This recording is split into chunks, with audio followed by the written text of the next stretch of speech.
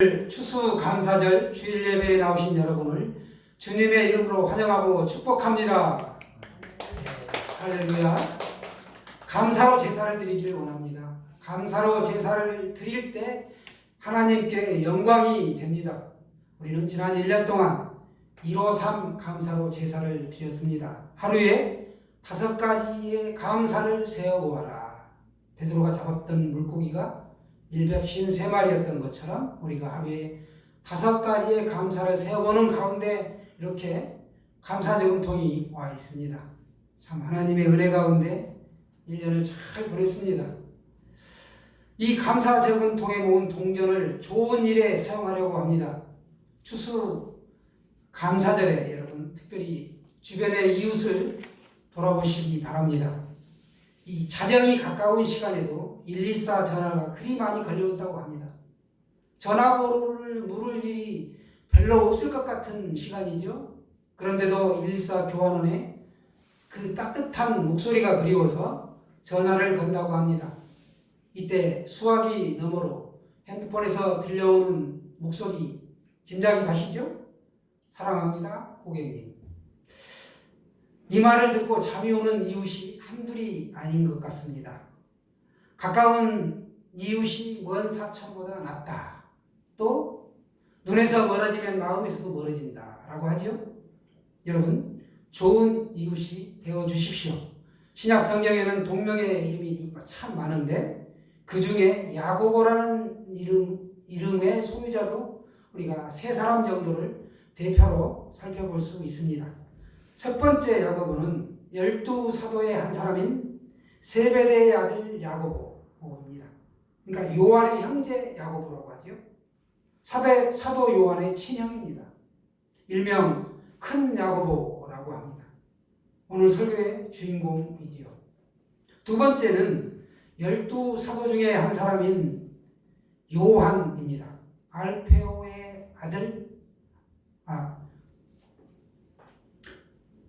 알페오의 아들 야고보로 작은 야고보라고 불리죠.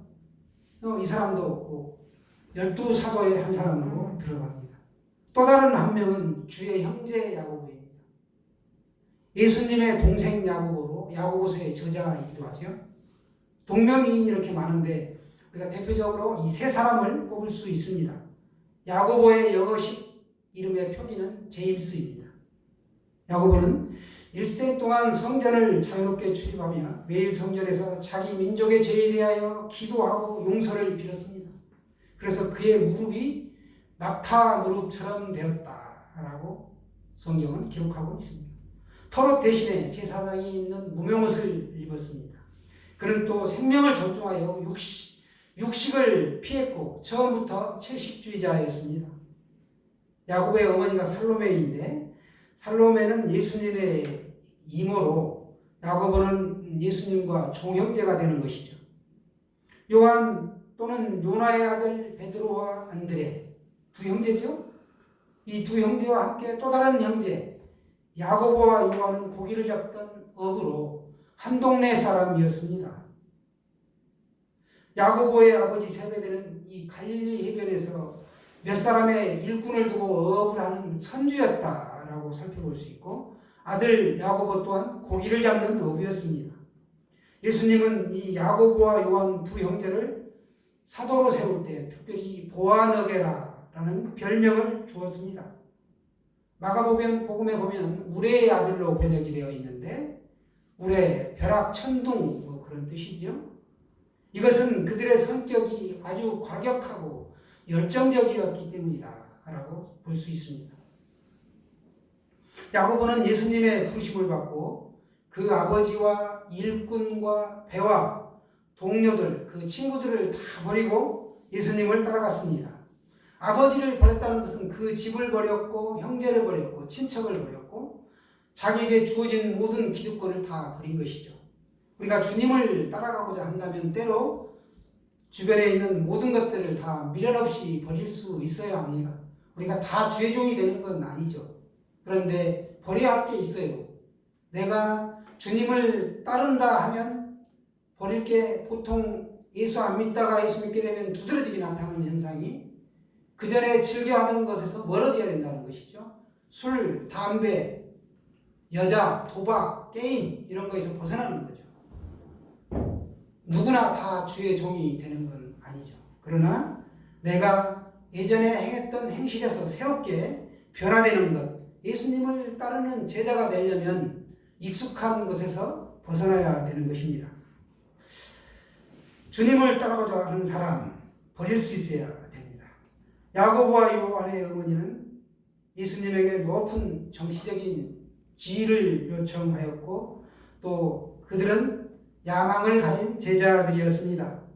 그래서 이렇게 말하죠. 주의 영광 중에서 우리를 하나는 주의 우편에 하나는 주의 좌편에 앉게 하여 주옵소서 하였습니다. 이스라엘 나라가 독립하여 세상의 왕으로 예수님께서 임하실 때 자신들을 우의정 좌의정 삼아달라는 것이었습니다. 살로메의 말은 쉽게 말해 예수님께서 왕위에 오르시면 자신의 두 아들을 그 다음 실권자로 삼아달라는 청탁이었습니다.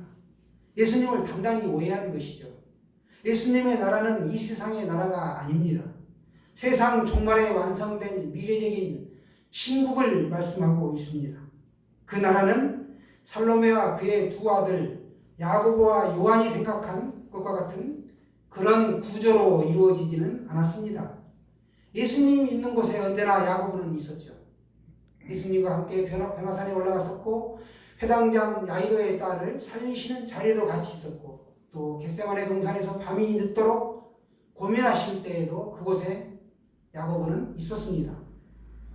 예수님은 야고보를 이렇게 특별히 사랑하시고 신임하셔서 중요한 자리에 늘 데리고 다니셨던 것이죠. 그런 그가 예수님이 잡히시자 다른 제자들과 마찬가지로 예수님을 버리고 도망하였습니다.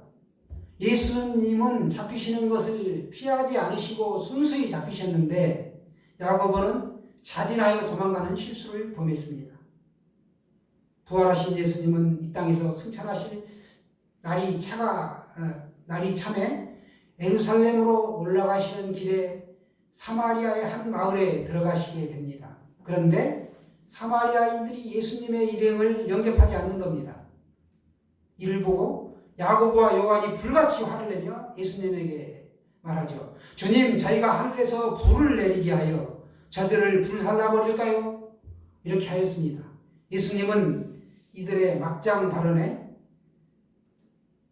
뒤를 돌아보시며 정신 차려, 좀 과격하게 표현하면 이 미친놈들아, 너희들은 지금 번지수를 한참 벗어났다. 정신 차려라. 내가 너희들에게 그렇게 가르쳤느냐. 그런 식으로 꾸짖으신 것입니다. 야고보는 후에 지중해 연안까지 가서 복음을 전도했고 또 심지어 스페인까지 가서 복음을 전했습니다. 평생 많은 지역을 두루두루 다니며 부지런히 예수 그리스도의 복음을 전하는 일에 그의 모든 힘을 다했습니다. 야고보는 주님으로부터 어떤 죽음을 맞게 될 것인가를 듣게 되었습니다. 내가 마시려는 잔을 너희가 마실 수 있느냐? 오늘 말씀하고 있습니다. 그들이 말하되 할 수 있나이다 라고 대답한 것입니다. 여기서 잔은 십자가의 순환을 의미하는데 그들은 오해한 것이죠. 예수님께서 인류 구원을 위해 반드시 마셔야 할 고난에 쓴 잔이죠. 그런데 제자들에게 자신의 죽음에 너희들이 동참할 수 있느냐 이런 의미로 물었는데 그들은 하나님 나라에 대해서 오해하였듯이 이 잔에 대해서도 오해를 했습니다. 아마도 그들은 이 잔을 예수님의 권자 좌우편에서 함께 마실 어떤 축배의 잔쯤으로 생각했던 것 같습니다. 세베대의 두 아들 야고보와 요한은 할 수 있나이다 라고 대답하였는데 이들은 곧 닥쳐올 예수님의 순환과 또 자신들이 배반할 것이라는 사실을 전혀 알지 못할 정도로 영적으로 무지했다는 것이죠. 실로 그들의 대답은 자신의 연약함을 온전히 살피지 못한 자기 과신에 따른 맹세였다라고 볼 수 있습니다.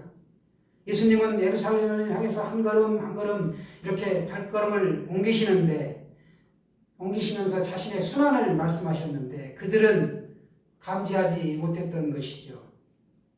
예루살렘에는 예수님을 능욕하고 십자가에 못 박기 위한 대적들이 기다리고 있었습니다. 그러나 제자들의 눈에는 이 곧 자신들이 당도할 그 예루살렘이 이제 예수님을 새 왕으로 옹립하여 추대하는 그 지상에 세워질 정치적 왕국의 도읍으로 기대를 하고 있었던 것입니다.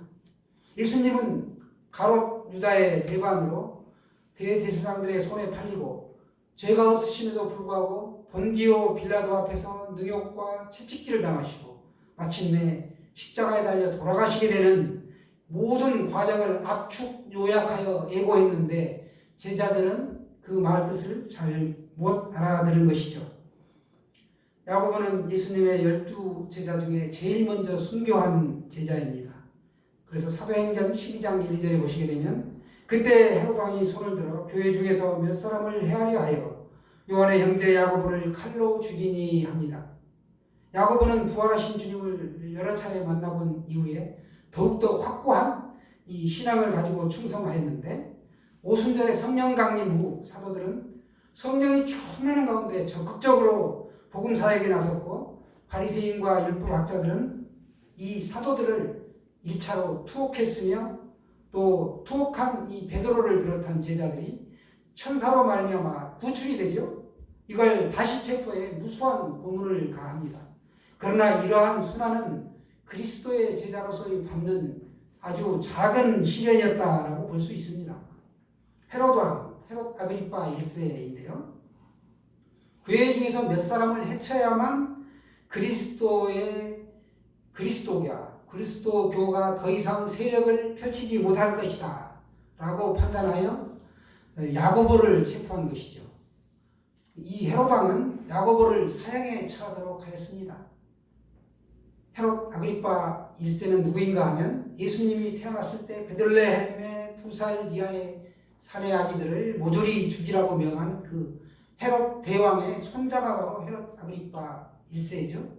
또 세례 요한을 처형한 헤롯 안디바의 조카가 바로 헤롯 아그리파 1세입니다. AD 44년 무교절 전날, 무교절을 하게 되면 6월절이 유대력으로 1월 14일인데 다음날 1월 15일부터 일주일간 누룩 없는 빵으로 지키게 되는 것이 바로 무교절입니다. 이 무교절 전날, 6월절이 되겠죠. 6월절에 세례 요한이 칼로 못베임을 당한 것이죠. 야고보 사도는 참수로서 장렬한 순교를 당하였습니다. 그런데 이 야고보가 얼마나 용감하고 거룩하게 순교했던지 그때 그 야고보를 죽이던 병사가 크게 감동을 받고 바로 예수님을 믿고 신자가 되었다고 기록하고 있습니다.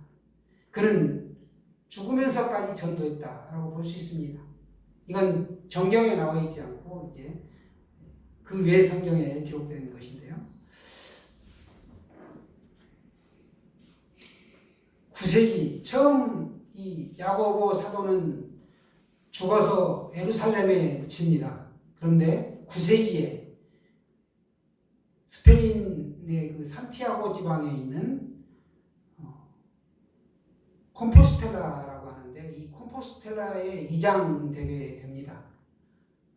산티아고 하면 우리가 칠레의 수도를 떠오를 수가 있는데 이 야고보 사도에서 따온 이름이 산티아고, 야고보. 천주교에서는 성 야고보라고 하고 산티아고를 거기서 따온 것이죠. 그러니까 이 스페인 그전에는 에스파냐라고 불렀는데 스페인의 산티아고와 칠레의 산티아고와는 다른 지명이 되겠습니다.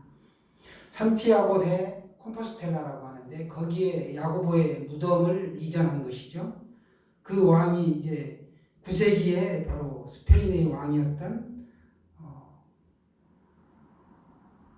알폰소 국왕인데요. 거기 그 묘지 위에 위대한 웅장한 건물을 짓고 그 건물을 콤포스텔라 성당이라 이렇게 부르고 있는데 오늘날에 굉장히 유명한 성지가 되었습니다. 그래서 순례객들이 끊이지 않고 거기를 참배하고 있습니다. 그 성당 안에 들어가게 되면 저도 가보지는 못했지만 그 안에 야고보 사도의 유골함이 전시되어 있고 오늘날까지 아주 유명한 순례지로 각광받고 있습니다. 이 야고보 사도를 상징하는 것이 바로 조가비인데 이 조가비를 기념품으로 판매하고 있다고 합니다. 야고보는 어부의 몸으로 부르심을 받고 곧 모든 것을 다 버려두고 주님을 따라 나섰습니다. 그래서 예수님으로부터 아주 특별한 사랑을 받는 제자가 되었습니다. 중간에 실수도 많이 하였죠. 끝까지 주님을 떠나지 아니하고 충성하다가 마지막에는 칼로 목베인까지 당하였습니다. 순교하던 그날 역시 성금요일이었다는 것이죠. 주님께서 마신 쓴 잔을 나누어 마신 것이라고 하겠습니다. 그리고 그 대가로 받은 자리는 그가 청했던 이 땅, 즉 세상 왕국의 정승자리보다 오히려 더 큰 자리였다는 것이며 영원한 천국에서 불멸의 영광을 누리는 자리를 차지한 것입니다. 오늘 우리는 기도로 인해 낙타무릎이 된 야고보의 충성된 삶을 살펴보았습니다. 위대한 기도의 사람 이엠 바운즈는 더 나은 기도에 대해 이렇게 말합니다. 고마움과 감사는 항상 과거를 되돌아보게 만든다. 그러나 기도는 항상 미래를 내다본다. 감사는 이미 받은 것들을 다루지만 기도는 바라고 간구하고 기대하는 것들을 다룬다. 이미 간구한 것들이 하나님께로부터 허락되었을 때 기도는 고마움과 찬양으로 바뀌게 되고 더 나은 기도의 세계로 우리를 인도한다. 이렇게 말하였습니다. 어떤 왕이 신하들이 식사 때마다 감사 기도를 드리지 않아 그들을 교훈하기로 결심하였습니다. 그래서 하루는 거지 한 사람을 자기 식탁에 함께 초청하였습니다. 그런데 거지는 분수에 넘치는 식사를 마음껏 먹고 나서는 임금의 친절함과 그 너그러움에 대한 한마디 감사의 말도 없이 벌떡 일어나 그냥 나가버리는 것이었습니다. 이를 본 신하들이 거지를 보고 분노하게 되었습니다. 거지가 은혜도 모르고 간다라고 생각하고 분통이 터져 거지에게 욕설을 퍼붓죠. 그러자 왕이 신하들에게 엄숙히 말하였습니다. 그대들도 이 거지와 똑같소. 그대들도 모든 것을 거저주시는 하나님께 감사드리지 않고 있지 않소. 여러분, 우리 모든 것에 감사하시길 바랍니다. 여러분, 모든 일에는 여러 가지 이 감정이 왔다 갔다 할 수 있죠. 우리가 고난 가운데 좋은 일이 있어서 감사하기는 쉽지만 나에게 정말 기뻐할 수 없는 중에 감사할 수 있는 것, 그건 쉽지 않습니다. 오직 믿음으로만 할 수 있는 일이죠. 무는 호랑이에게는 뿔이 없다라고 하는 말 들어보셨죠? 어떤 사람도 모든 것을 완전히 다 갖출 수는 없다, 그런 뜻입니다. 그런 속담인데 호랑이가 뿔은 없어도 이 무는 이가 있어서 살아갈 수가 있고 사냥을 할 수가 있고 또 무는 이가 없는 소는 뿔이 있어서 적으로부터 자신을 보호할 수가 있는 것입니다. 이것이 하나님의 섭리죠. 말씀을 맺고자 합니다. 히브리서 12장 2절에 보시면 믿음의 주여 또 온전케 하시니 예수를 바라보자. 저는 그 앞에 있는 즐거움을 위하여 십자가를 참으사 부끄러움을 개의치 아니하시더니 하나님 보좌 우편에 앉으셨느니라. 아멘입니까? 미국의 어느 교회에서 흑인 성도가 목사님에게 우리가 하늘에 가면 무슨 색깔이 될까요? 라고 질문하였습니다. 그러자 그 목사님이 우리 모두는 그리스도와 같이 될 것입니다. 라고 대답했다고 합니다. 모든 것이 부족한 우리들은 예수님의 온전한 데까지 닮아가야 될 줄로 믿습니다. 이 세상 것이 아닌 하늘의 영광스러운 보좌를 위하여 그 보좌를 우리가 또 사모하는 가운데 사시기를 축원합니다.